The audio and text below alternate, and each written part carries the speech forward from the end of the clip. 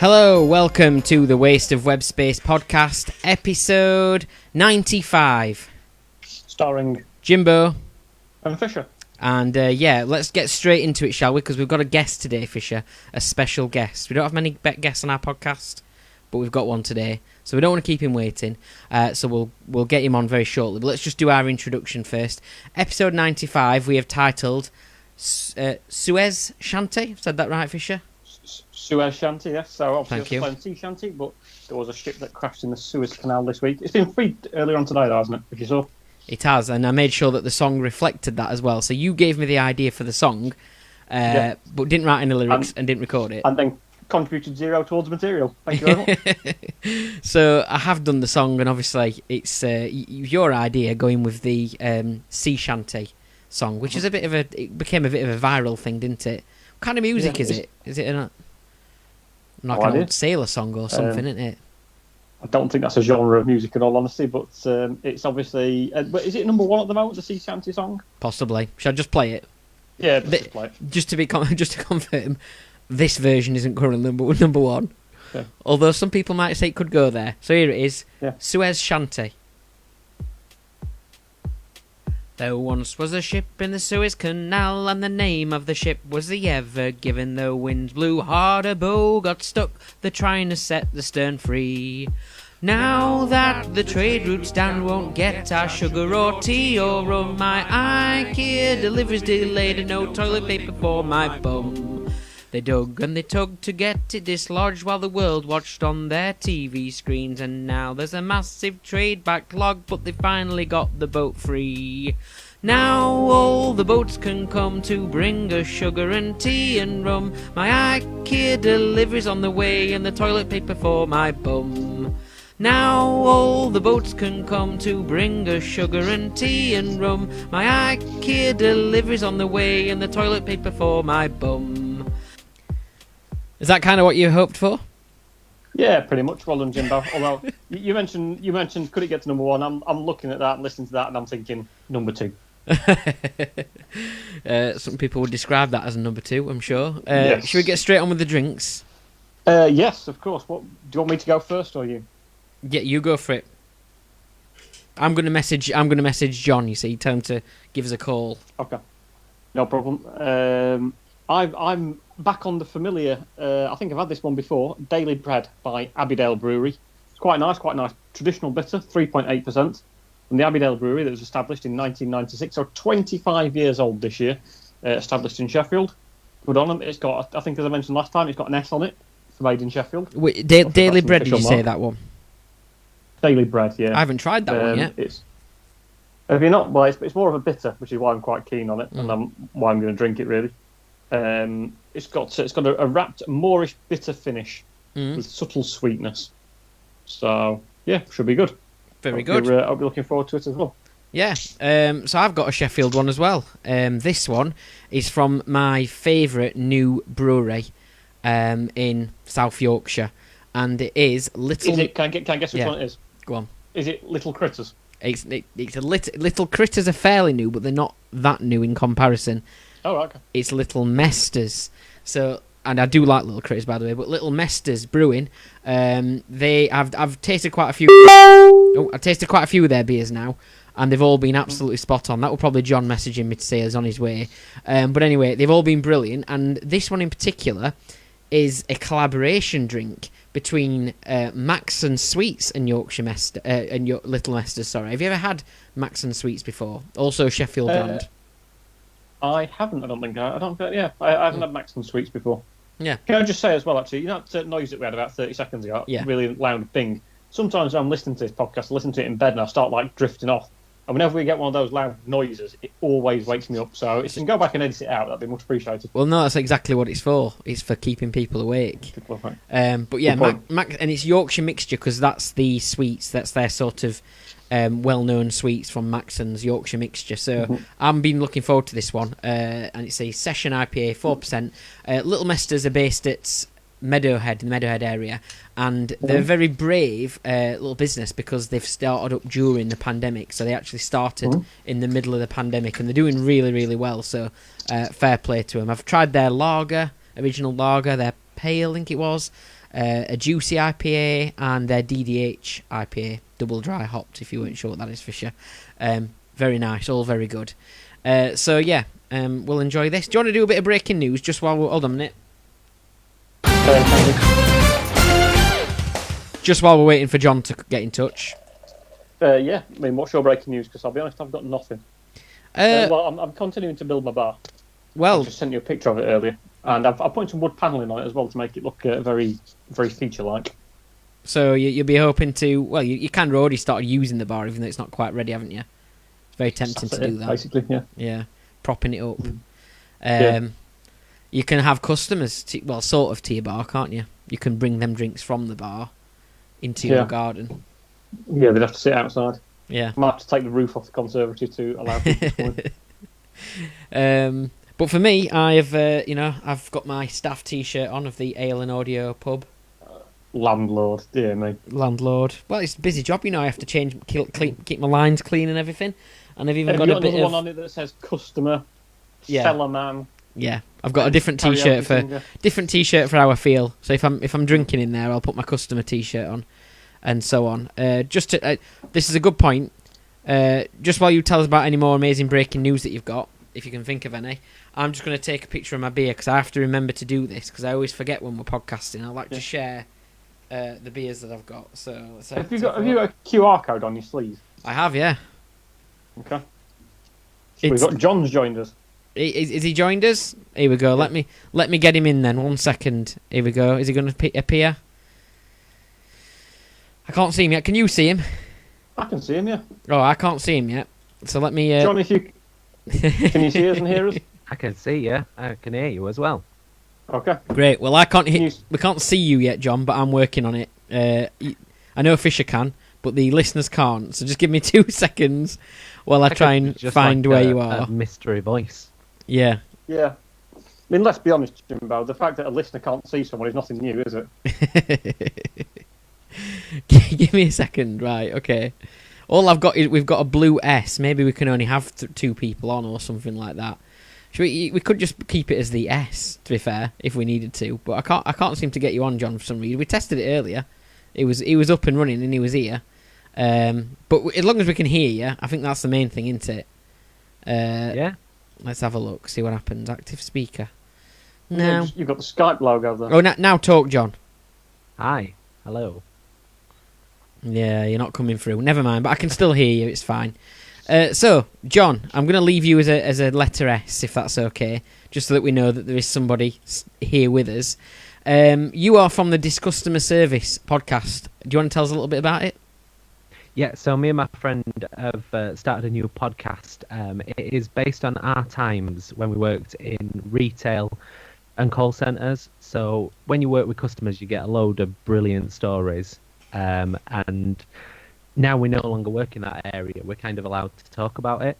And we like to talk about our experiences and get the experiences of everyone else as well who's listening. Because some of ours aren't actually that good, but the ones that we've got sent in are brilliant. Are we able to have an example from a previous episode? Yeah, so a couple of weeks ago we had a customer who worked in a supermarket turned up and they handed over a half-eaten banana in a sandwich bag and they asked for a refund on it. A single banana, and the person was like, well, you've eaten half of it to start with. It went a bit further on and they described it as a woody taste, and they then wanted it sending off to HQ labs at this particular supermarket for analysis, just to see if it's a banana or not. So that sort of stuff, the kind of things that you think, yeah. Is that really a thing that someone suggested? What do you mean? Like what? Sorry, what? Just repeat what you just said. Then, sorry. So, like a customer suggesting that it needs sending off for testing, and they want to. And they didn't send it off. No, it never got sent off. It just got binned. Brilliant.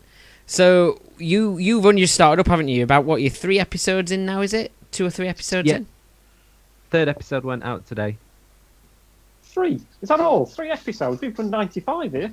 We were podcasting before podcasting was even popular. And we're still not popular. Yeah. It might catch on one of these days. We've only been doing it for 8 years. 9, something like that. 9 years. So the stories you've been getting through already then, they seem to be coming in thick and fast, that you've got some good stories for the future episodes. Yeah, we've got a bit of a backlog of stories that have come in. So we've dealt with, in the past, returns. We have looked at that one customer that everyone sort of knows about. Because whenever you work in that sort of industry, you always get the person who everyone like, oh, it's that customer, that one. Oh, look, there he is. And in his landlord T-shirt. Anything spring to mind for you, Fisher? Because you used to work in a supermarket, didn't you? Yeah, I worked in Morrison's for about 4 years. Well, sorry, I worked in a Yorkshire-based supermarket that may have originally come from Bradford. I'll not name them, but yeah, Morrison's basically for 4 years. Anything? Yeah, I can't think of anything that really screamed out of the top of my head. Although no doubt when I think about it, there will be a couple of stories that I will no doubt let you know about, John, as and when. They're the sort of things you have to have a think about it, I think, and then when you start thinking about it, you're like, oh, can you remember that? Well, I suppose it's not really customer service related, but there was one occasion when we were working in the supermarket and we were told everyone just had to leave the shop because next door there was some kind of industrial warehouse and they were doing a stock take, and apparently they'd found some kind of substance and opened it, and it turned out that it was some kind of acid that had all crystallised, and they wondered whether or not it was about to blow up, so they had to get the local police and bomb disposal people in, kind of completely and utterly evacuate the area. And have to tell people, look, you're just going to leave your trolleys, exit the store. All the members of staff had to go and stand in the car park. All the customers were told, just leave your stuff where it is. But trying to get people out of the shop, it would, towards the end of doing their shopping, having loaded things into their trolley for about 45 minutes or so, and it was, really sorry, you're going to have to go. Well, I don't want to. Or, well, you can't pay for it because we're not here. You're going to have to leave because the police are telling us you've got to leave. And yeah, but people's shopping was far more important than a potential explosion. Well, yeah, I mean, you wouldn't want to die in an explosion without having had a chance to buy some new frozen chips and all that sort of stuff. It was critically important stuff, clearly. That's it. I think sometimes when you deal with customers, they sort of say things and you have to think and sort of double check that's actually what they said. And you're trying to explain that the whole shop's been evacuated, and they're like, yeah, but I need to finish my shopping. Yeah. What happens if someone texts it? Yeah, but the whole shop might blow up. Yeah, and the surrounding area as well. Yeah. What might be a good idea, John, is a celebrity version where you ask, I don't know if you've maybe got this on the radar already, but ask for people to get in touch with which celebrities have they served in the past. Maybe, yeah. We could do like a Guess Who. That's a very good idea. Guess Who I saw in Superdrug the other day. Yeah. What were they buying? All that kind of stuff. So you've got a quiz for us, haven't you, John? And I think it's based on customer service sort of stuff, isn't it? Yeah, I've tried my best to put together some customer service facts. I mean, there's not that many out there, but I've managed to get together 10 questions. So some of them are multiple choice, some of them are sort of finger in the air, guess a number sort of thing. Cool. So whenever you're ready. Yeah, well, me and Fisher are going to use our phones to sort of like draw the answers and then hold them up to the screen like that, yeah. I better not do that because you can just see in the reflection on my screen. Yeah, so we can all the questions I'm about to ask you for my next round, Jimbo. We can hold our answers up to the screen like so. Sorry. What was that? There we go. Mine's zoomed in now, a lot more high tech than we normally have. We've normally got pen and paper. Me and Kirsten. Yeah. If ever you have to draw anything, you have to draw it on. Anyway, we'll stick with A, B, and C, shall we, or whatever. You sit there, John, drawing out on an extra sketch with the two dials, slowly getting the image to come up and. Yeah. So, question 1 then. A report released in 2019 suggested that Brits will spend an average of 6.7 years of their lives just waiting around. But, according to the same report, how much of our lives is spent on hold? A, 2.4 months, B, 3.9 months, or C, 4.5 months? Well, we've been on hold for a full year now, haven't we? I was going to say a bit about spending 6 however many years it is just wasting time. I mean, that was just spent last year, wasn't it? I think. Yeah. Feels like it, doesn't it? Okay. So how much of our lives is spent on hold? A, 2.4 months, B, 3.9 months, or C, 4.5 months? Okay. Ready for his answers, Fisher? Yeah, go on. Oh, mine keeps disappearing. There we go. I'm going to say A. Oh. It was C, 4.5 months. Yes. Last time we attempted this sort of quiz where we get someone else on to do as a quiz, we drew, didn't we, Fisher? No, we didn't. We just wrote the answers down. Sorry, yeah. Yes. Yeah, we drew. So we're hoping to find a winner today. So I'm in the lead, 1-0. Question 2. When you are asked in a survey after you've been on with customer service to score something on a scale of 0 to 10, for example, on a scale of 0 to 10, how likely are you to recommend us to a friend? What do you think the good score starts at? Is it 7 out of 10, 9 out of 10, or 10 out of 10? So you might just have to explain this one a bit more to me. So like when you come to the end of you've been dealing with someone on the phone or something like that, and you get the survey sent through. So yeah, what is it? So a good is like which number basically? Yeah. So at the end of like dealing with a call center, you'll get a survey sent through sometimes, and the question tends to be on a scale of 0 to 10. How likely are you to recommend us to a friend? It's something called Net Promoter Score. If you're into your call center scoring systems. And that has 3 categories. So it has a detractors, which is people that are going to take away from your brand. You don't want them talking about your brand. You have passives, and then you have promoters. That's a good score. So where do you think the good score starts? At 7 out of 10, 9 out of 10, or 10 out of 10? Okay. This Yeah, time, I've got my answer. I'm locked in. Are we going? Yep. Here we are then. I guess I'm saying, well, yeah, B, 9 out of 10. B, yep. Both of you are right on that. Well, Fisher went for number 9. Yeah. Is that what you put? Did you put 9? I put 9. Yeah. Oh, fair enough. I thought you'd done an upside down B. All right. Just trying to claim it. Yeah, I Yeah. definitely put B. Right, question 3 then. How many people in Britain worked in call centres in 2020 to the nearest 100,000? And this is just an open-ended question. Yeah. So nearest 100,000 was that? Sorry. Yeah, I reckon closest wins.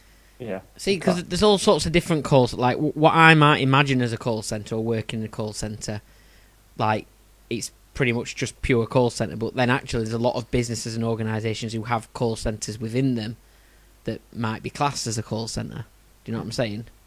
Yeah. Hmm. I think on this we're talking pure call centres, Right. not like a bit of a shop with a customer service area sort of thing. Yeah. Okay. Right.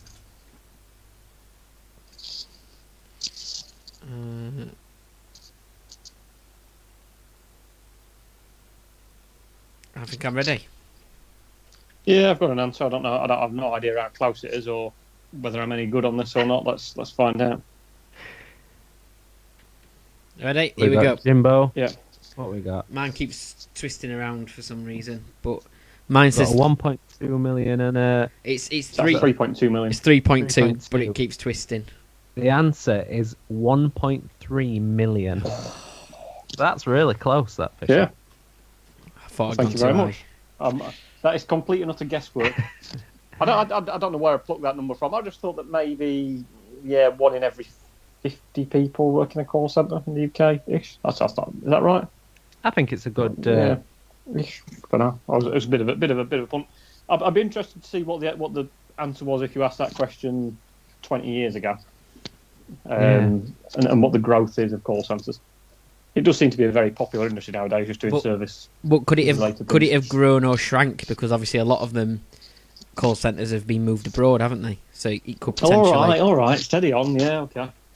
I know what your thoughts are on that sort of stuff, Jim. No. Honestly, I don't start going down. But I'm just saying that's the truth, though, isn't it? So it could have shrank, it could have grown. I mean, now emails come in as well. Yeah. And online bots and all that. Years ago, though, everyone had actual jobs where they made stuff as opposed to just answering telephones, didn't they? So, including people who made telephones, for example. That was probably a prominent industry. You know the people who operate the sort of online chat bot things? Like, when they're on the internet, do they actually have to put, yes, I am a robot, if they get asked? I don't know. I think some of them are robots, but do you think sometimes there's people just pretending to be robots? Yeah, could be. Yeah. Just to be annoying. Like yeah, you could work in customer service on one of those chat line things on the online systems, and you could purposely pretend to be a robot to frustrate people. I know someone, John, who and I don't want to say who this person was, but I know that they used to work in a call centre, and if they had a customer who they didn't particularly like, was quite difficult, they used to transfer them through to the fax machine. So I'll just transfer it to a colleague and then put the fax machine's extension number in it and speak to the fax machine instead. So that's a tip that I would recommend anyone does who is dealing with difficult customers. I've heard stories of plenty of random transfers accidentally happening in my time. Yeah. So there we go. I'm not sure how accidental a lot of them are, though. Right, question 4 then. So, when you are calling a call centre and you're given the options, for example, press 1 for billing, press 2 for customer service, the shortened version of this is IVR. But what does the R stand for? It's interactive voice.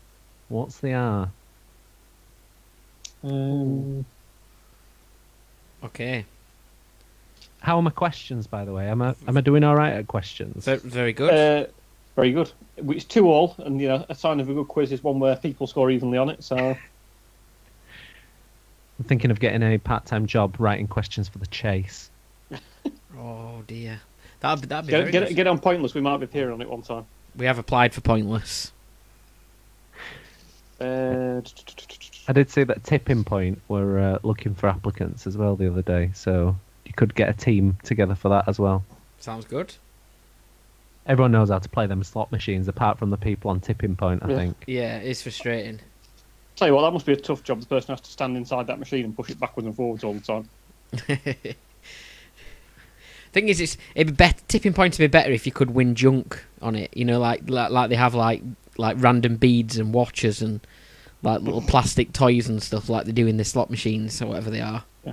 And sweets that are really chewy. Yeah. Yeah. Keyring with the rock on it or whatever. Yeah. And someone running in and giving it a kick. So, are we ready, Fisher? Yeah. My answer: recognition. Recognition, good word. I've gone for redirection. Redirection. It was actually response. Oh. So it's interactive voice response. Nil point. I thought you were going to go for robot because of the previous talk about robots. No, I think you're overestimating there, in all honesty, John. Okay, question number 5 then. I used to work for a mobile phone company, but what year was the first iPhone released? Was it A, 2007, B, 2008, or C, 2006?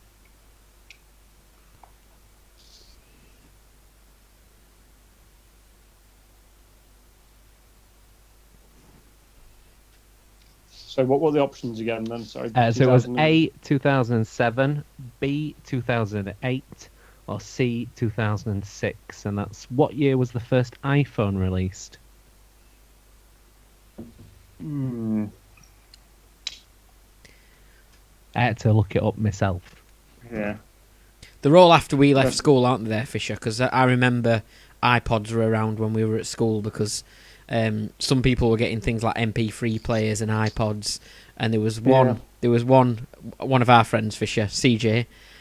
He still had the CD Walkman tucked into his his coat. And what I used to do is when he was listening to his music, probably Eminem or something at the time, I used to give it a thump, make his CD skip. Bit cruel. Yeah.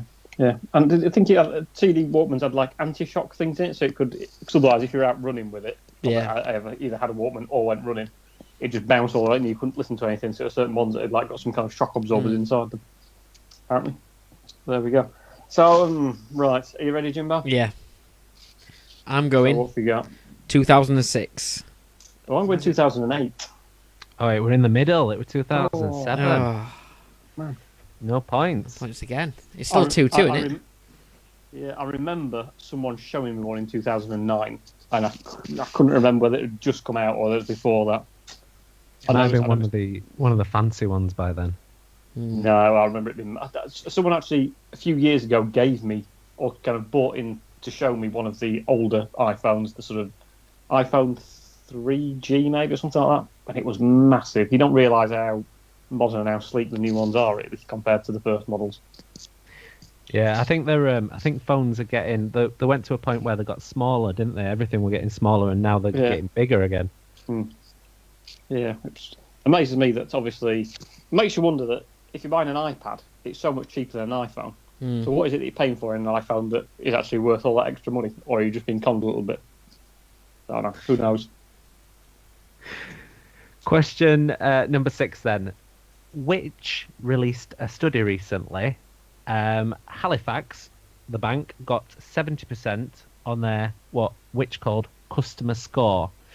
But can you rate these 5 other banks based on where you think they came on their customer score?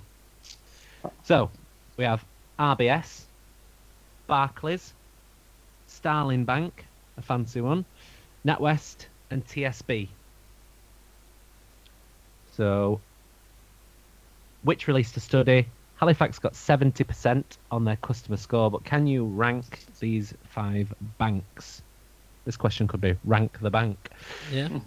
RBS, Barclays, Starling, NatWest, and TSB. So we What got to write down on your small screen. Rank the bank, or how is this bank? If you're ranking them the other way around, of course. Sorry, can you just read out the options again? So we've got RBS, Barclays, Starling, NatWest, and TSB. So, do you want them in the order of the good scores down, or the best to worst? I think best to worst. Okay, right. Ooh. Okay. I managed to spell TSB wrong. How am I supposed to do that? I mean, you're not going to be able to read mine, so you just have to trust my answers. I'm locked in. Okay, 1 second.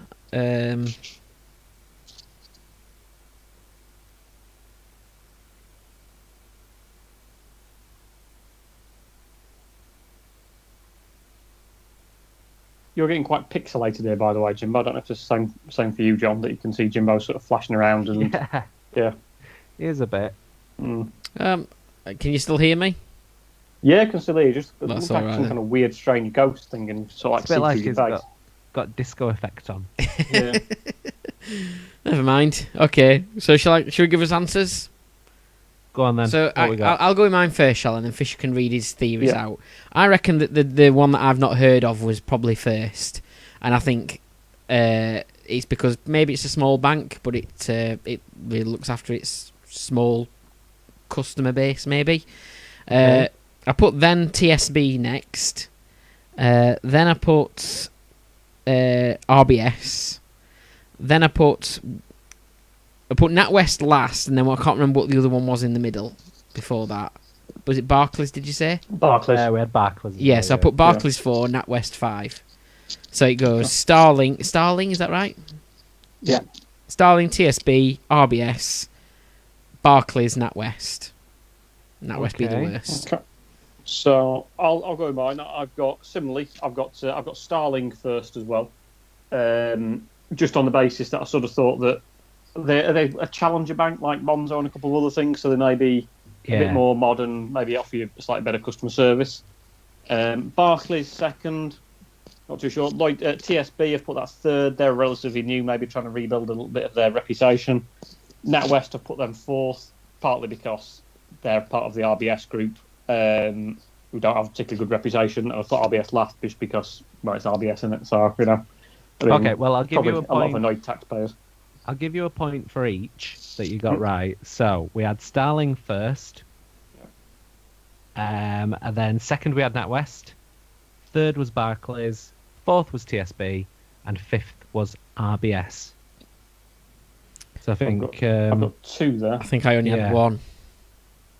So I've got, and correct me if I'm wrong, I've got Jimbo on 3 and Fisher on 4 at the minute. Yeah, I've got that as well. Good job. Of course he has. Moving on then, question 7, a bit of a mathsy one. So, if Jimbo works for a bank and he takes on average 5 minutes to do a call, he works his standard 9-5 shift with a 30-minute break. How many calls can Jimbo take in a day? I don't like this kind of question. My mind just goes GCSE maths. My mind just goes. Oh, so my call takes 5 minutes. 5 minutes to do a call. That's quite a long call time, actually. Yeah, and I You're getting told off. I get half an hour break in a 7-hour day. Yeah. Is that what you're saying? Your 9-5 shift. I get only half an hour break. Yeah, only no half an dinner. Hour. No, we're not allowing that. Okay. I'll have to have my dinner in my break then. I'm really not thinking of it. You're thinking about how much you could eat in I'm half trying to think, an hour. yeah, when am I going to have my lunch rather than actually solving the question? Oh, so, okay. And I'm really hoping that my maths are okay, because I'm not that great at maths. Oh, dear. I think...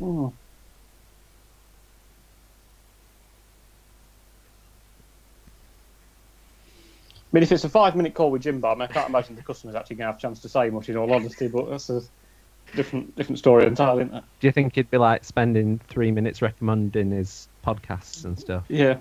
What's your favourite kind of ale, anyway? I mean, there's this brewery in Sheffield, they're really good, I really recommend them. Are you allowed a calculator? No. Oh. It is where I see whether I've got value for my ale, as in maths. I didn't get it wrong now as well. I'm really hoping that I've got it right. And if it's wrong, please tell me. Okay, I've got my answer, I think, but it's not going to be right. I'm going to go with you can do 72 calls. Okay. I think it's 90. I got 90. Oh. So that means that my maths is alright then. Yeah. Unless we're both terrible at maths. Could be. I mean, I'll be honest, it did take me a lot longer to work that out than it should have done, but I used to be good at maths. I was still too busy thinking about when I could have my dinner and what I'm going to have. Okay, so a bit of a fact that I found out. In 2020, how many people had access to the internet? Closest wins in the UK.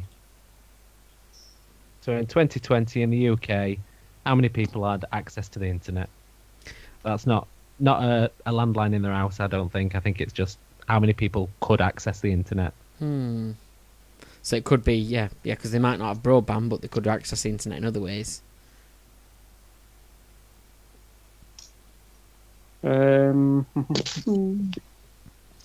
Okay. We've got numbers. Yeah. What we got then? Well, I'm going the fact that population's 65 to 70 million, is it? Something now? Okay. In Britain, you said, by the way, didn't you? The UK. Yeah. So I reckon it's not as high as you'd think. And I reckon it's maybe about 40 million. Okay. I think it's higher than that. I think I sort of tried to answer the question how many people in the UK don't have access to the internet. To which I think maybe about I think it's not that many. I think you're sort of talking about a lot of seriously older people who've never kind of caught on with technology. So I've gone for 61 million who do have access to the internet. Yeah. So it's 62.1 million, apparently, that had access to the internet in 2020. He's running away with it. So Fisher gets the point again. Is that all your questions as well? We've got 2 left. Oh, so no, I can still catch up. Can you claw it back? No, I don't think so. Don't think so. No. We can do it for. We can do it anyway if you want. If there's any more maths-based questions, you might tell me now, and I'll go make a brew. You'll boot me off, will you? Yeah. The last 2 are just multiple choice, so Okay. you've got a chance to win some points back. So, in quarter 3 of 2020, Ofcom released a report of complaints data. What was the average number of complaints per 100,000 customers for broadband? 26 is A, 15 is B, and 72 is C. So per 100,000 customers, how many were complaining? Yeah, Is that so? that's right. Yeah, so That's not very per many, is it? 100,000 customers, how many complaints did Ofcom receive? 26 for A, B is 15, or C is 72.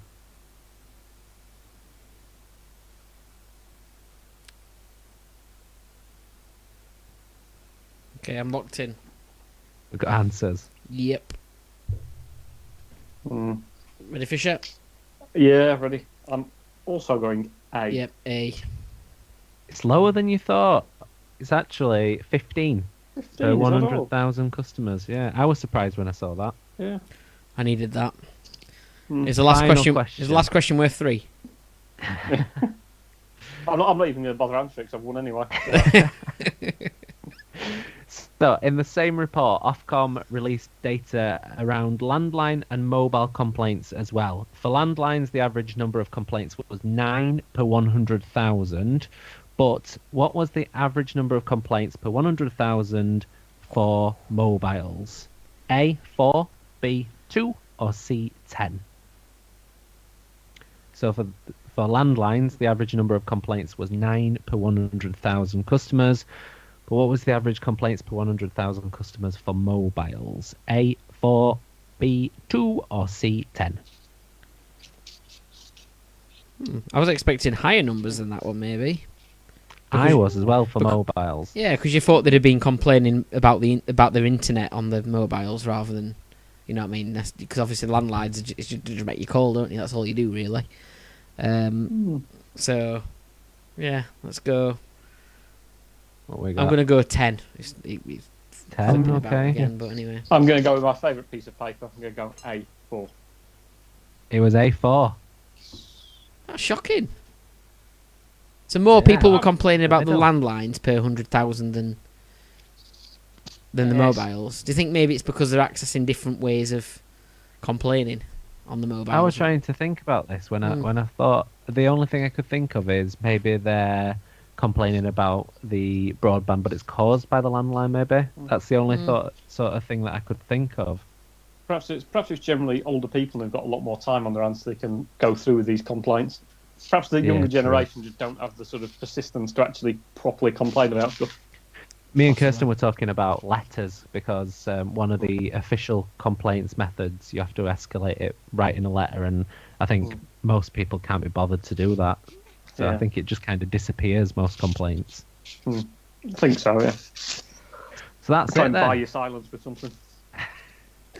I enjoy. That's the quiz, Jimbo. I reckon you've got 3 points, and Fisher, I think you've got 7. Thank you very much. Very What a brilliant quiz, John. I was, to be honest, I was going to say it was absolutely terrible. I hated it, just as a way of complaining to give you some more material for your next podcast. Yeah. But because I've won, I can only say that it was a brilliant quiz and well thought out. So thank you very much. Well, I'll because give you an because honorary mention. I'm going to be writing an actual letter to you, John, to complain. So to keep up the letters, you know. But he'll only send it via email. Yeah, please put it yeah. on an email for me. Yeah. Actually, he'll probably just ring you up and read the letter out, so it just counts as a phone call correspondence. When are you on? Do you have episodes out on Mondays? Is that right? Yeah, we release a new episode every Monday, so we are currently on episode 3, which is I Will See You in Court, where customers have given us some brilliant threats, such as, I'm taking you to court, not the company you work for, you personally. So we've got the joys of talking about that this week. How long do your podcasts tend to last, John? About half an hour.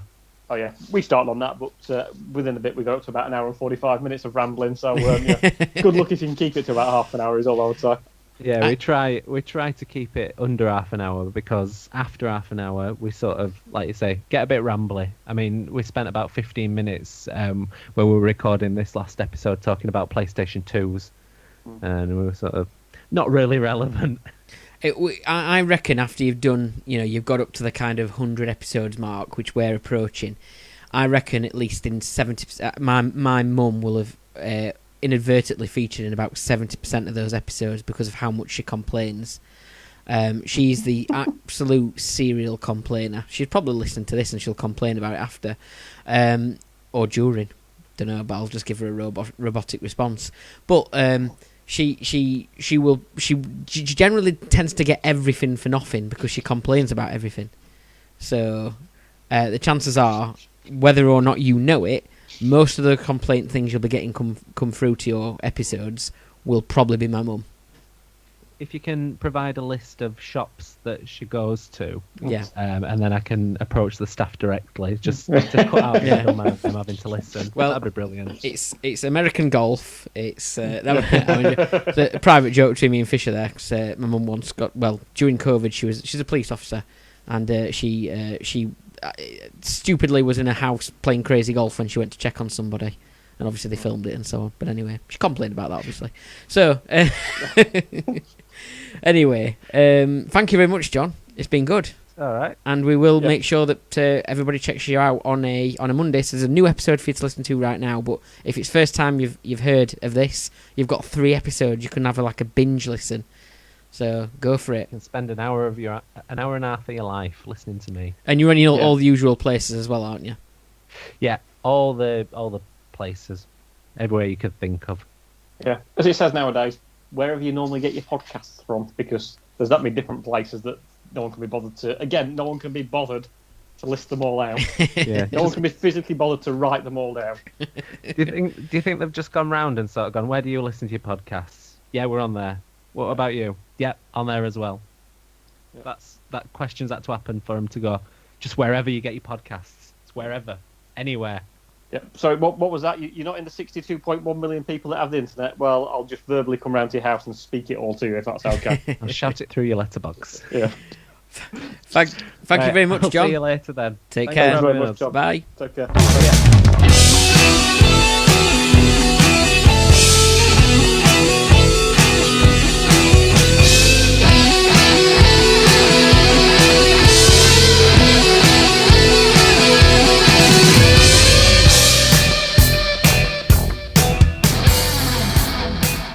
Big thanks to John. I really enjoyed that. I like it when we have a bit of a quiz against each other. I like it more when I've got really some sort of chance of winning, but anyway, never mind. Fisher, it's your show and tell.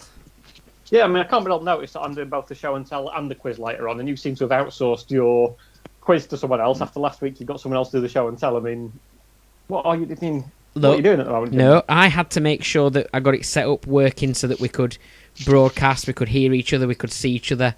Admittedly, I got part of that wrong because we couldn't see. Could you see John? Could you actually see his face? I could see his face, yeah. See, I couldn't see his face, even on my Skype. Very unusual. Right. So I haven't seen John. I saw him earlier when we were setting it up, but for some reason I couldn't see him, and I'm not 100% sure why. So I don't know. Might have been some sort of setting or something. I could see his initials, but never mind. Go on then, Fisher. You've got a show and tell. It's time for show and tell. It's this. Can you see this? It looks like some sort of jumper. It's a red hooded top. Yeah.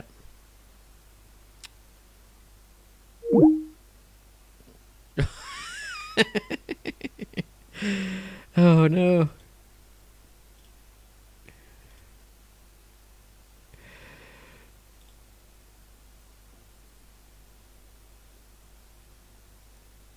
What happened? What happened there? Did you hit something with your keyboard? I may have. I don't think so, but I may have accidentally kicked myself out of that meeting. That looks like what might have happened. But anyway, we've got you back up and running, so continue. Okay. Amusingly, I now can't see you. Right, well, there we go. You can hear me, though, can't you? I can hear you, yeah. But it's a bit weird, this, not being able to see you. It's the joys of technology. I'm all blurred on the background as well. Take my background blur off. So I can't see you, but never mind, Jimbo. So this is it. It's a jumper. Mm-hmm. It's a red hooded top. Stop waving it around in front of your computer. Yeah, that did for us last time. I don't think I touched anything that knocked it off. But anyway, I'm just going to check. Have we checked the live stream to make sure we're both still there? Possibly not, but we're still recording, aren't we? So just go with it for sure. We're all right. All right, let's go with it. Anyway, it is this red hooded top that I've just chucked down on the side to make sure that it doesn't kick us out of the meeting again. So what is significant about this red hooded top? Is it that when I bought... do you recognise that red hooded top, by the way? Will you just be careful? Yeah. I don't recognise it. It's got some American writing. It's got some American writing on it. Yeah, it says on it... I know it's English writing, but it looks very American-style hoodie. UCLA, Los Angeles, California. I think it's University of California, Los Angeles. Okay. So, is it that when I bought this, I was in a queue behind Chris Gascoigne, who plays Peter Barlow in Coronation Street? Or is it that this isn't mine at all? It's my wife's hooded top, and I wore it for the podcast last week just because in episode 93 you made an accusation that I'd worn my wife's top when I hadn't. So I decided in episode 94 to wear one of my wife's tops and then use it as a show and tell item in episode 95. So that's why you're asking me if I recognised it. Yes, and whichever way, I did wear it in the podcast last week. So the first one is it's your wife's, and you wore it last week. Well, yeah. One of them is it's. There's not much of a story to it, but it is my wife's, and I wore it last week just to get my own back on you for accusing me of wearing my wife's top when I wasn't wearing my wife's top. Or the second one is that when I bought this hooded top, as I say, and I did wear it in the podcast last week, but I did after wearing it in the podcast last week, it reminded me that when I bought it, I was in a queue behind the actor who plays Peter Barlow in Coronation Street, called Chris Gascoigne. Is Peter Barlow? This is really not going to help me get an answer here, but is he still alive in Coronation Street? I believe so. I don't watch Coronation Street. I probably stopped watching Coronation Street about 15 years ago. He was in it then. I've still seen him on adverts recently. I think he might be a bit of a baddie nowadays. So you think he's still in Coronation Street then? Yeah, I believe he's still in it, because I'm sure I've seen him on a couple of adverts. I'm just Googling so I can have a look at him. Is that all right? Yeah, well, I think that's a bit unfair. Bear in mind, I can't even see you, that you're now Googling to look at other people's faces, but yeah. Was Fisher behind Peter Barlow in a queue in... No. It's funny enough that's not come up. No, that's who I thought it was. So, yeah, I know who you're talking about now. So, where was you again, buying this jumper? I was in a queue. Whereabouts was it a queue? It was in TK Maxx in Manchester's Arndale Centre. Ah, you've mentioned this one before. Have I?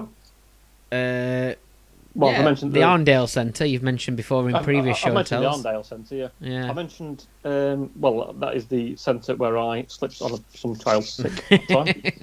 And also, it wasn't the location where I got stopped for having... stopped because the police were searching for someone matching my own description. But that didn't happen. That didn't happen. No, but you did slip on some child sick. I did slip on some child sick. What I think was some child sick. Was it the same? Never been confirmed. Do you think it was the same time as you bought this jumper? Were you buying this jumper because you'd slipped in child sick and you needed some replacement? No. uniform wear or whatever. No. And it wasn't a child sick. It was the actor who played Peter Barlow's sick. Okay. No. It's no. So it was. There were two very separate occasions. The way I used to walk home invariably involved walking through the Arndale Centre in Manchester. So there are a couple of things that in my lifetime have happened in there. Can you look at the label and read out the sign, please? The size on it. Small ladies. Oh. Oh. That's what I was trying to do. You see. Yeah. Medium. Okay, but then again, I think whether UCLA.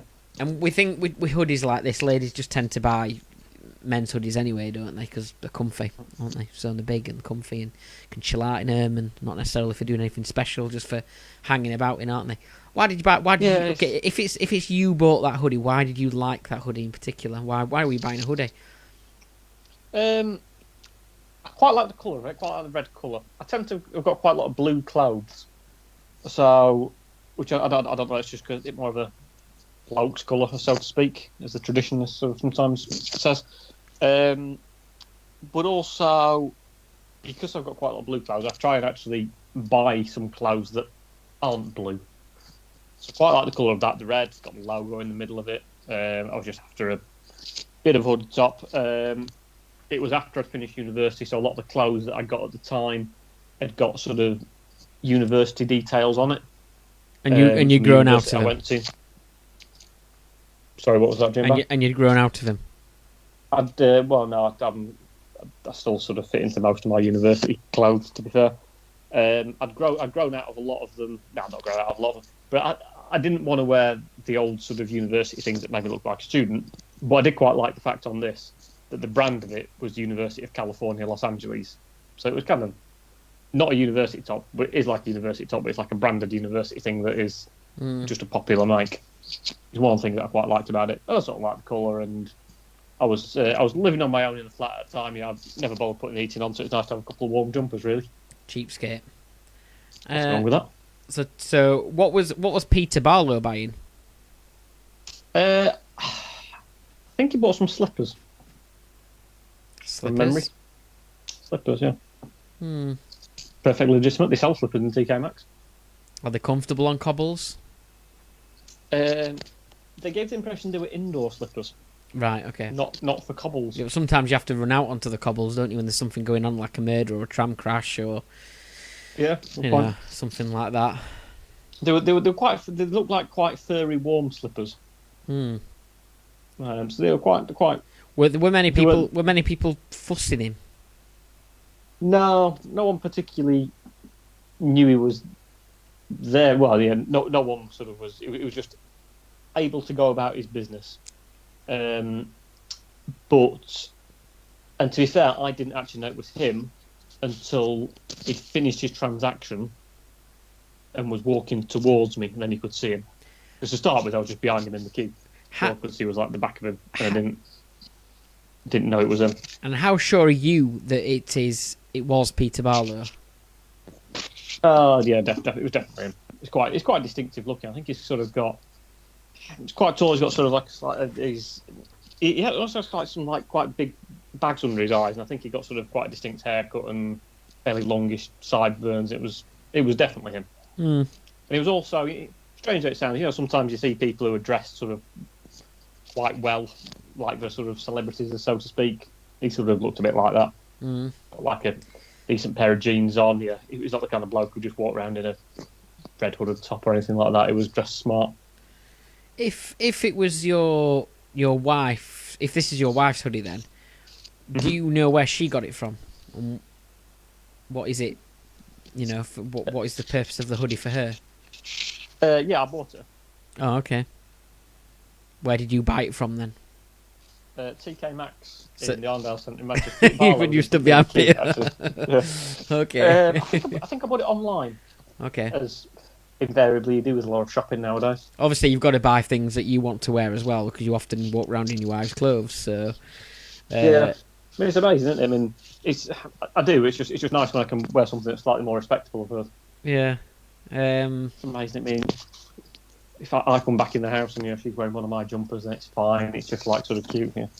he catches me wearing some of their clothes, we have to have a bit of a chat about it and all that sort of stuff, don't we? Did you have double to? standards. Did you have to ask to borrow the hoodie? Is that how things work in your house, or could you just sort of take it, or is it kind of one of those jumpers that you kind of share anyway, which a lot of people do because it's just quite a warm, big jumper hoodie thing? You just sort of share it anyway without having to ask. We don't share clothes at all. Or I don't wear any of my wife's clothes. Actually, no, I genuinely don't. At least not on top. Yeah. So I said, yeah, it'll match the socks of yours that I'm wearing and the knickers now. No, I just sort of said before last podcast, I saw that, I said, actually, can I wear that? Because then I can do a show and tell, particularly after Jimbo annoyed me the week before by saying, was that top your wife? And she said, yeah, it'll be a good idea, won't it? So I said, yeah, it'll be right funny, a little confusing. And as well, I bought it in the first place. So I might as well be the one who, yeah, I don't feel like I have to ask for it because it was me that paid for it. All right. Sort of thing. You did say a couple of weeks ago that you'd sort of stumbled upon a couple more items as well to keep you going for a while. So this sort of leads me to think that it could be the first one and that you remembered that you bought this particular jumper when you was with Peter Barlow. But then you said in the other story that you only remembered that because of... Yeah. I can confirm that I've got at least 4 more show and tell items lined up as well as this. So was this in either story? This was a sort of additional one that you've sort of brought forward. Then, in a sense, it's jumped up the pecking order. Possibly, yeah. Suppose it depends, doesn't it? Okay, I'm ready to make an answer. Yeah, go for an answer then. I reckon. Okay. I reckon it is the one about it was your wife's hoodie. It's far too stylish for you. Far too fashionable for you to be wearing, I think. You tend to wear ladies' garments, and it's not frilly enough for me. Yeah, so no, I reckon it. I reckon it's, and I think you did it. Yeah, you sort of you set this up last week in order for me to, and also you've obviously seen how much I noticed things. Because I didn't remember that at all. You wearing that last week, so I'm gonna go with that one. It's your wife's. Yeah. Yeah. Do you think I've pre-planned it just to annoy you? Yeah. Just to get back at you for suggesting that I'd worn wife's top previously. And you'd be right. Well done.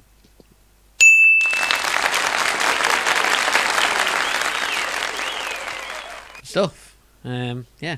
Nice one. Enjoyed that, Fisher. Well done. Moving forward. Thank you very much. Yeah, let's move on. Oh, we do have a advertisement, by the way.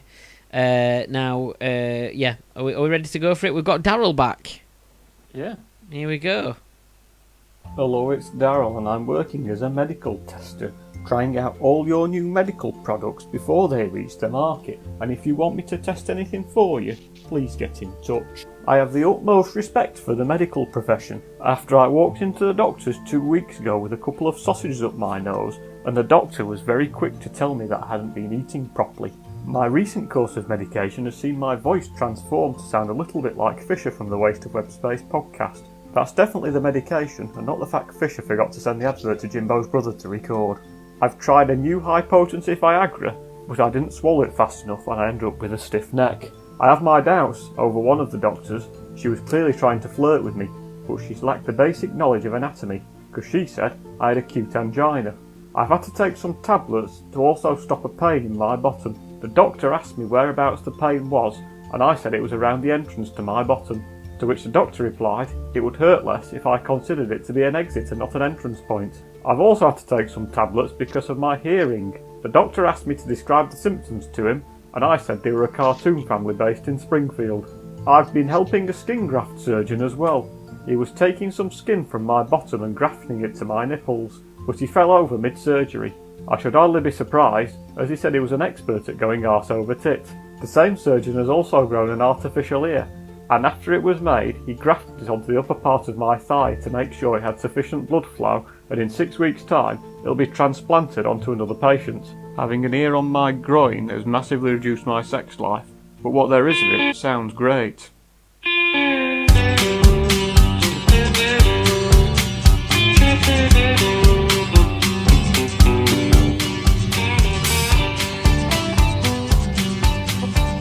Can you still not see me, Fisher? I can't see you, no.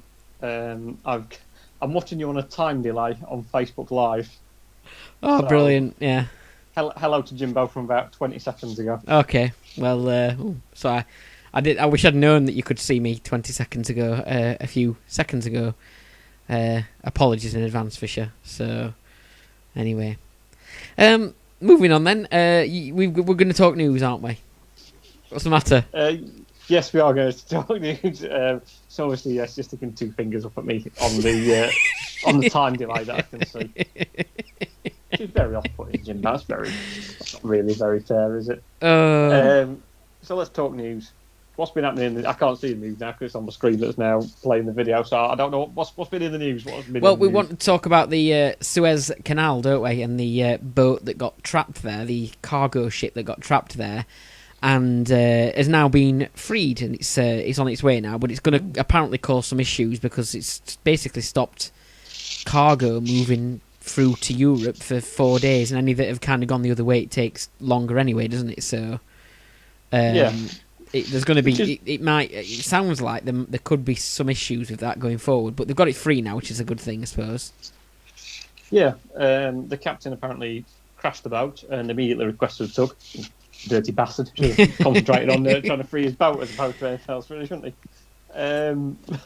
But yeah, it was stuck. I think the estimated cost was about £7 billion a day in terms of the effect on global trade. Well, I mean, I had a look earlier to see, what actually is it going to affect? What sort of things is that are we going to have issues with? And there were things like IKEA, things like IKEA have things coming from a certain country into the UK from there and so on. They've got time to make it on the boat, haven't they? So it's sort of already made by the time. You don't have to assemble it yourself, I suppose. And also toilet rolls. It's just a good thing we're a nation of non-panickers when it comes to toilet rolls, I suppose. But they are away now, aren't they? Yes, they've managed to get moved. There was a massive sort of backing up and backlog of ships in the Suez Canal. Do you know where the ship was actually registered, by the way? Japan, The is one it? that crashed. Not Japan. No, not sure. Panama. Ah, okay. Now, when I say Panama and shipping, what do you think of? Panama, I don't think of anything in particular. I just think of the tax havens and stuff. Okay. So not the Panama Canal then, obviously. Oh, right, okay. Yeah. Yeah. I was going to say that, but then I didn't want to say something that didn't exist. But I did think, Okay. yeah. So should it have gone down that way instead? What joke I was going to do about some kind of canal wars between the two nations. That's a ship from Panama has gone to a rival canal and tried to block it to ensure more people use the Panama Canal than the Suez Canal, which wouldn't really make much sense anyway, because obviously you're only going through that canal because it's like on the route. Because otherwise you've got to go down the bottom of Africa around the Cape of Good Hope, Yep. along South Africa, Mm-hmm. and then up.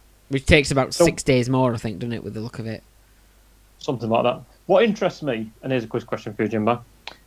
On the south side entrance of the Panama Canal, a ship that was an Egyptian oil tanker, an Egyptian crude oil tanker, was waiting to go in the Panama Canal. It has been waiting there for about 4 or 5 days. What was that ship called? Was it A, Chris, or B, James? Oh, right, okay. Ooh. I think I'm going to have to go with my own name, aren't I? I'm going to say James. You're wrong, it's Chris. Oh, right, okay. So what was that? What was it waiting for? Oh, just to go at the Panama Canal, but obviously it can't go on it because it was stuck because there was a bottleneck caused by the ship sort of tilting and getting stuck sideways. Okay. So you mean the Suez Canal then? Sorry, the Suez Canal, yes. Sorry. Mm. Did I say Okay. Panama Canal? You did. All right, sorry, I do apologise. Those canals don't connect in any way, do they? No, they're they completely are different nowhere near places. each other. Yeah. One's Anyway. in Egypt, and one's in Panama, as I suggest. Other news, Boris Johnson's used his first time in his new briefing room, hasn't he? The £2 million briefing room, whatever it cost, probably more than that. I think they used it. Was it tonight? I didn't watch it myself, but apparently they've Watch it. apparently they've used it. But that said, Boris Johnson's also taken time out to tell everybody that we've all enjoyed a good day off over all those people working from home have all enjoyed a good day off because of COVID. You know, we haven't been sat on our computers day after day, working from home and, you know, all that sort of stuff. We've just been having a day off, apparently. Yeah, that's nice of him to say that, isn't it? Yeah. You know, thanks. I'm glad we're all in it together and all supporting the nation. Yeah. When it comes to that, he decides to we're all sat at home doing absolutely nothing. And Very frustrating. I was fuming when I was sat in the garden having a pint when I heard that on the radio.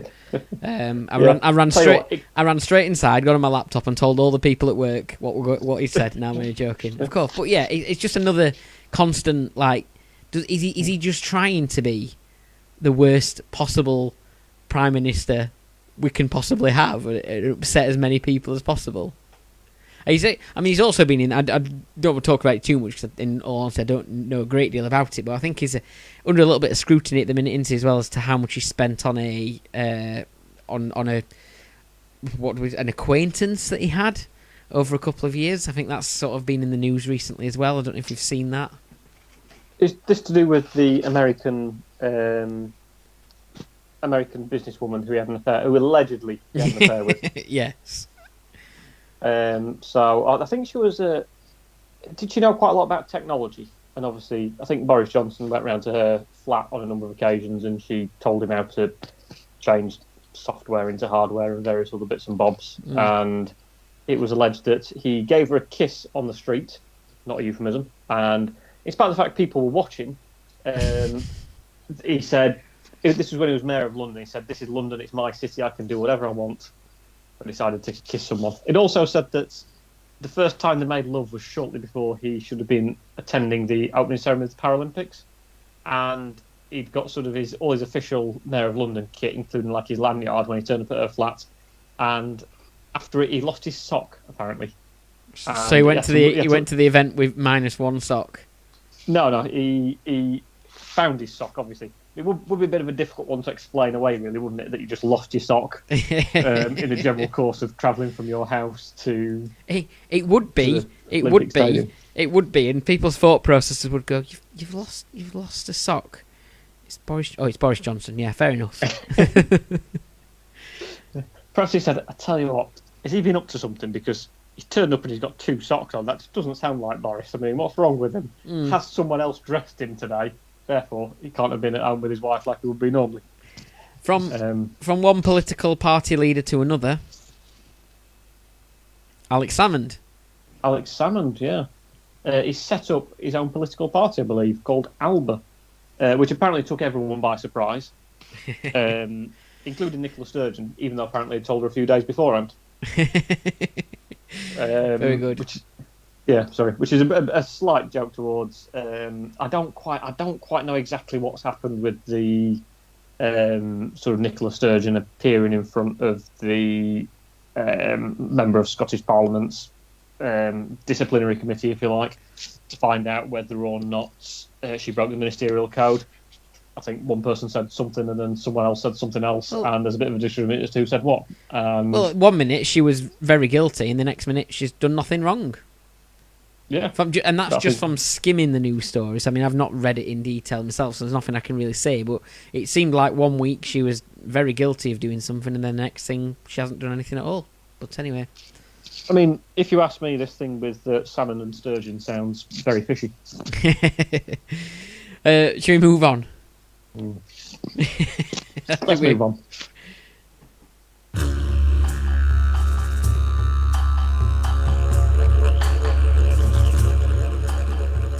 So you've got some another quiz for me. Maybe I'll do better at this one than I did at the Disgustomer Service quiz.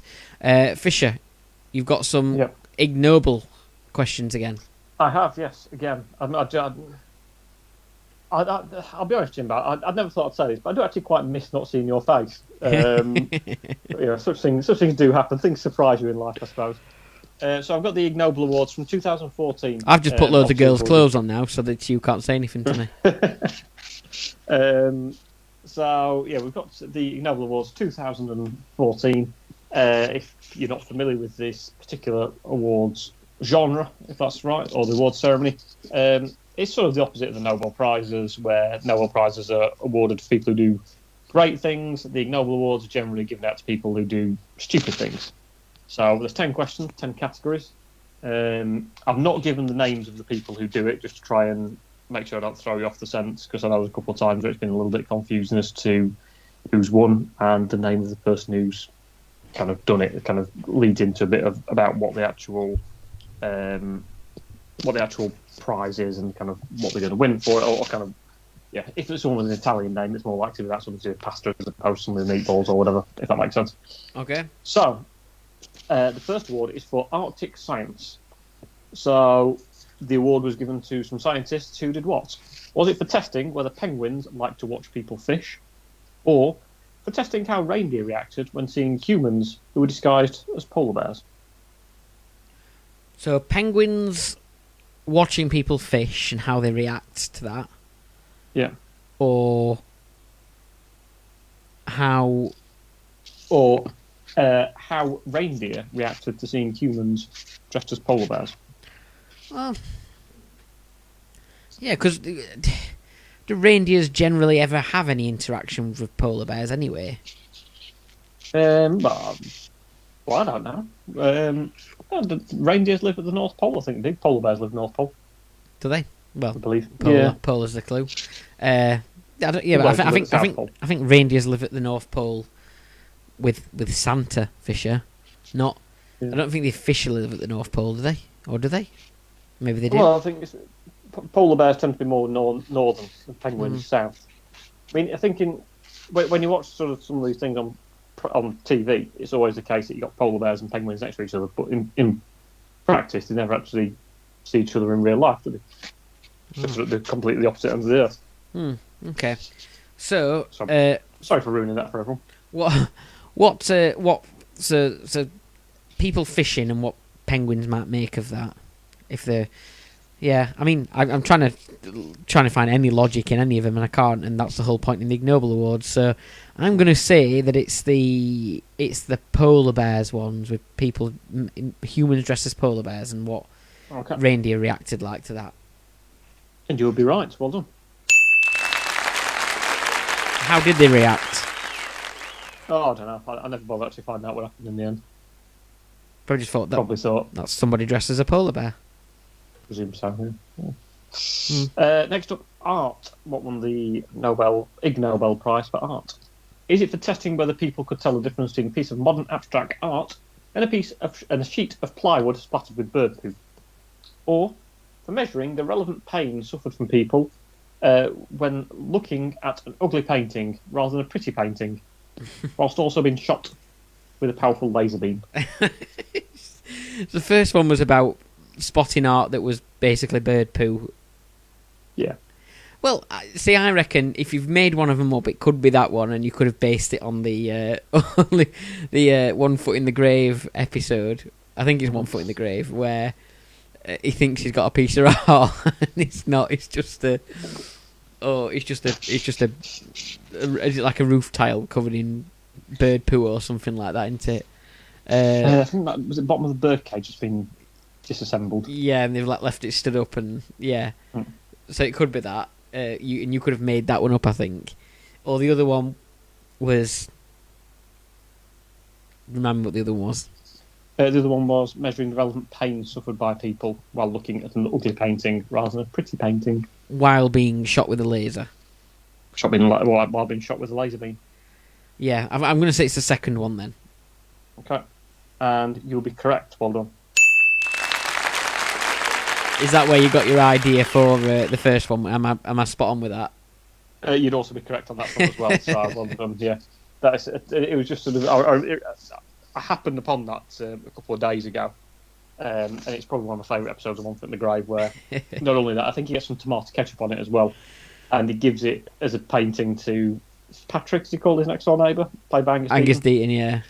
Yeah, and Victor Meldrew thinks he's been a brilliant neighbour in doing this, and to which Patrick says, I mean, what do you mean? I mean, how do you describe it? I mean, it's excrement. I mean, what on earth compels you to give me this as a present? One of the delightful things about that particular programme is that Angus Deaton's character seems to find Victor Meldrew doing the stupidest possible things on pretty much every occasion. Hoovering his carpet and stuff. Cut him lawnmower his carpet, weren't it, or something like that. Yeah. And various other things. So, question 3, biology. what task won the award for biology?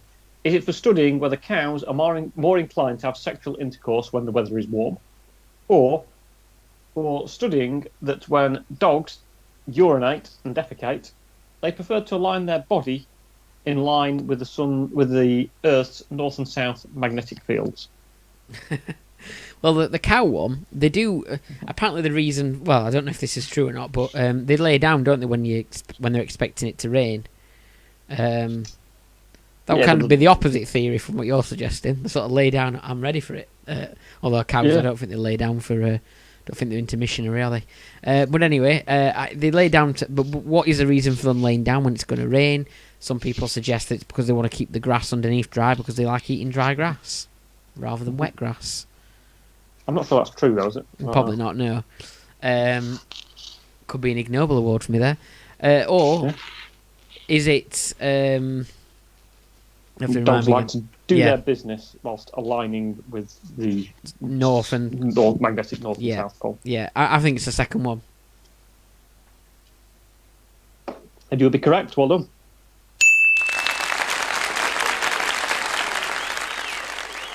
Question 3, economics. What won the award for economics? Question 4, sorry. What was that? I do apologise. Question 4. It's a bit bad, isn't it, doing the economics one? I can't even count to 4. Question 4, economics. What won and why in the economics area? Is it the Italian government for including revenue from illegal drug sales and prostitution in their gross domestic product reporting? Or is it the Russian government for giving tax breaks to anyone working for a state-sponsored cyber attack company? Oh, well, yeah. I mean, the second one would certainly be believable. I think. Both sort of would be. What was the first government? Italian. Ah, okay. Was Silvio Berlusconi at the head of that government? By the way, 2014 would have been. I think he might have finished by then. All right. Okay. Might have taken a bit of time off. Might have retired gracefully. Right. I'm going to say the second one. Russian government. You'll be wrong. It was the Italian government. So I don't quite know whether Silvio was involved in that one or not. Next up, medicine. Do you think it's the Russian state-sponsored cyber attackers who got rid of you from this call so I can't see you anymore? Possibly. So next up, medicine. What won the award for medicine? Was it some people who did work on seeing whether an operation was undertaken more quickly if the operation instructions drawn on the patient was done in a red pen? Or that for treating uncontrollable nosebleeds, an effective method was to pack the person's nose with strips of cured meat? All right, okay. It's probably not ideal if you're a vegetarian, is it? I'm just got this nosebleed. We're just gonna stuff some meat up there. I'm a vegetarian. How are you with corn? We'll put some tofu up there instead. That's stick, won't it? Right. Okay. Yeah, I mean, they could have flavoured it, couldn't they, before they stuck it up there? A bit of mint, parsley, whatever, mustard, horseradish. Who knows? Or the first one was. I've got a terrible memory. An operation was undertaken more quickly. Red pen. The operation instructions were written on red pen on the patients. So I think they're right. They're right. Yeah. On the patient, like what they're trying to do. Yeah. Let's go with the red pen, I think. Okay. And you'll be wrong, unfortunately.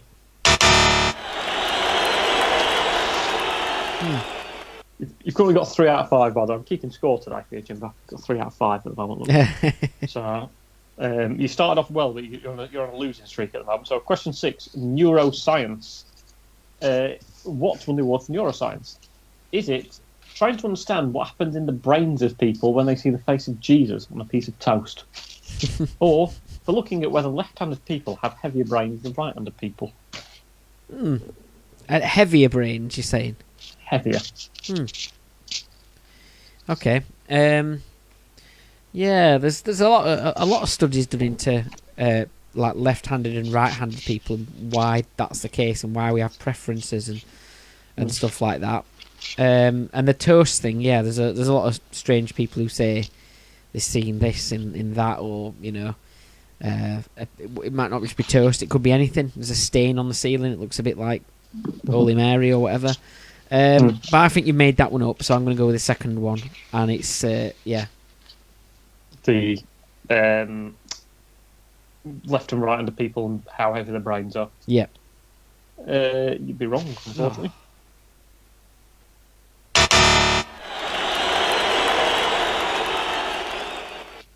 So you've got your half marks, 3 out of 6 at the moment. So, yeah, apparently they did a study to work out what happens to people when they see the face of Jesus on a piece of toast.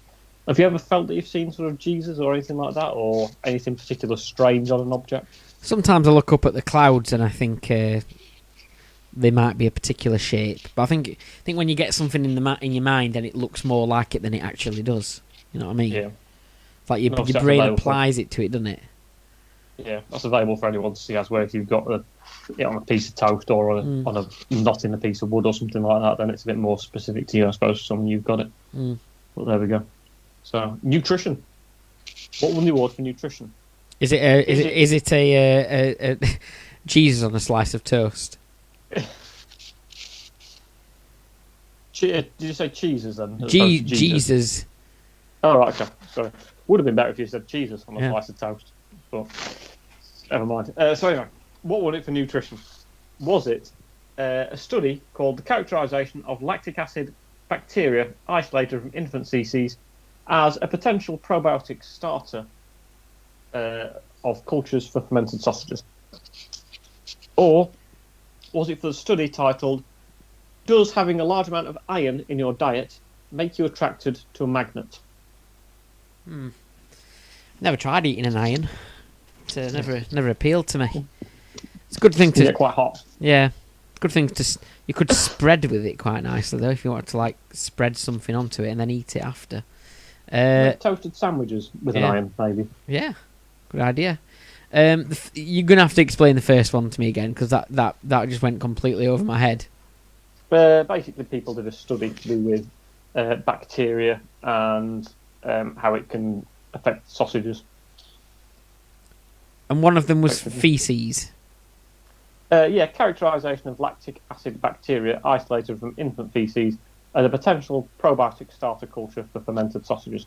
Well, I think it's difficult to have made that one up, so let's say that one. Yeah, of course you're right. I can't. Yeah, too many words for it to go up. Too many long words for me to go up and make that up. Next up, either that or you'd had those feces fermented sausages for your tea, and you just thought you'd throw that one in. Yeah, I have not. I had some lovely fish chips, mushy peas, made by my wife this evening, which was very nice. So next up, physics. What won the award for physics?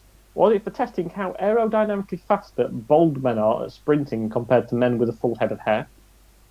Or for measuring the amount of friction between a shoe of banana skin when a person steps on a banana skin that's on the floor? Oh, this question is a potential banana skin. Did this person take the banana skin back and ask for it to be tested by special department at a shop or something like that? If he was listening earlier to our Disgustomer Service quiz with John Murray, So, or was it the first one, which was, remind me again? Well, I've got terrible memory. I can't remember. Well, maybe if you can take some medication that Daryl's been taking, Jimbo, that might help you out with your memory. So, the first one was testing how aerodynamically faster bald men are at sprinting compared to men with a full head of hair. Okay, I'm trying to think of the people I know who don't have much hair, and how fast we are in comparison to those that do have hair. And I wouldn't say there's anything in it. So yeah, I'm going to say it's the one with the hair this time. It's the one with the hair. It's the test with bald men or hair and who's fastest and all that. Okay. So you would be incorrect.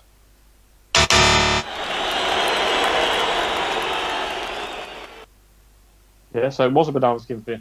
Yeah, the whole point is someone tested the friction between a shoe and a banana skin when you walk across an actual banana skin, by the sounds of it. So next up, question 9. You're on 4 out of 8. You're on half marks.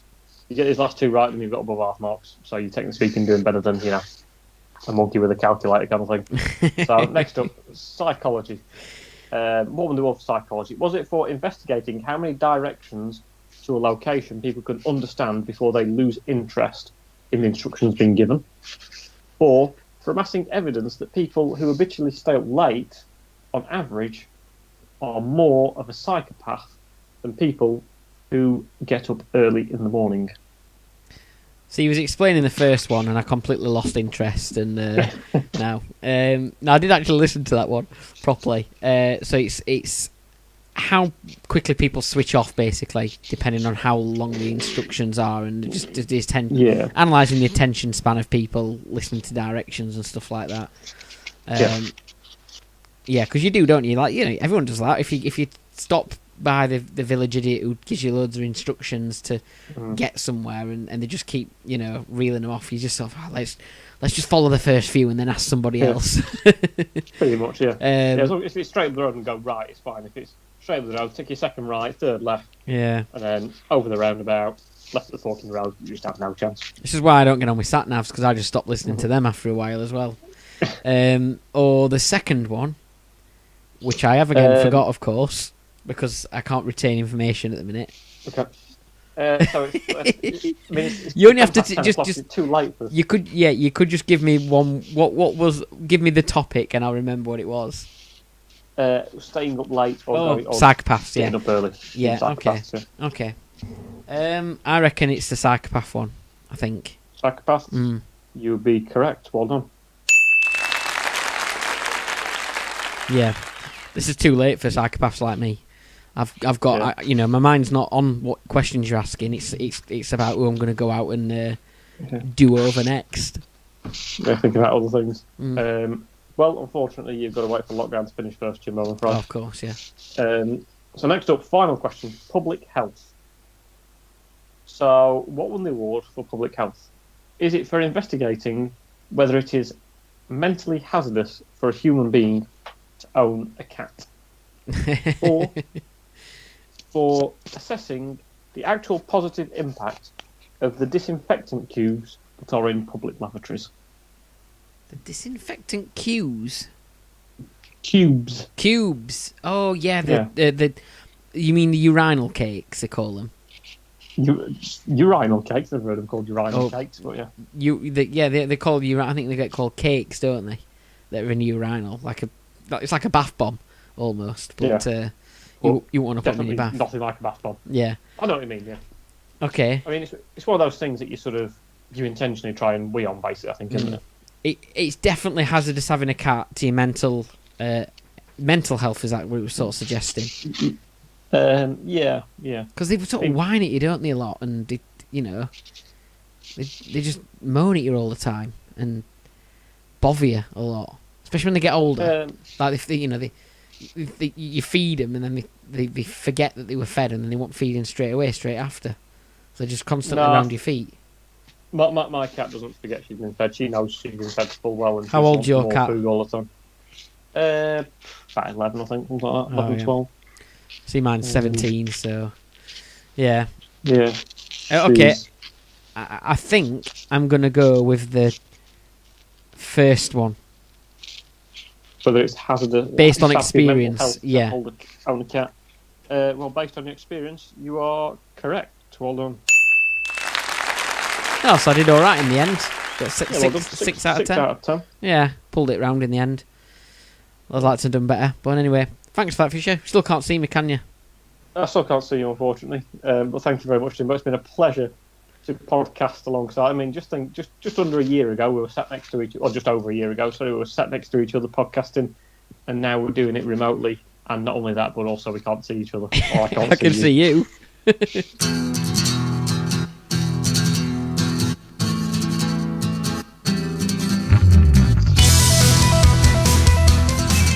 Once again, thanks to John, who joined us earlier on from the Disgustomer Service podcast. This is out every Monday. They're on episode 3 at the minute, so you've got some catching up to do if you enjoyed that.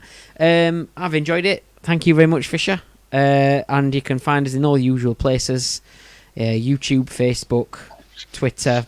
That's as sort of addresses to contact us. But if there's anything you want to get in touch about, you want us to do a quiz about something or feature about something in particular, maybe you've got a show and tell item that could feature in the episode, we're happy to take ideas for things like that as well. But thank you very much for listening. Yeah, thank you very much. We'll see you next time. Jimbo, hopefully. I'll see you next time as well. And thank you very much for episode 95. So we're getting close towards that 100. John, 3 episodes and John gets to appear on our podcast, honestly. I mean, and also, half-hour episode, Jimbo, that's never going to hold, is it? Well, it's just at least an hour and a half, hasn't it? It's just that I thought, we need to start looking at... we're getting to episode 100, might need to change up the Waste of Web Space lineup slightly, so scouting out potential replacements. A decent audition from John. Fingers crossed he'll get the full gig at some point. Who knows? So, thank you very much, and we'll see you next time. Bye-bye. Bye.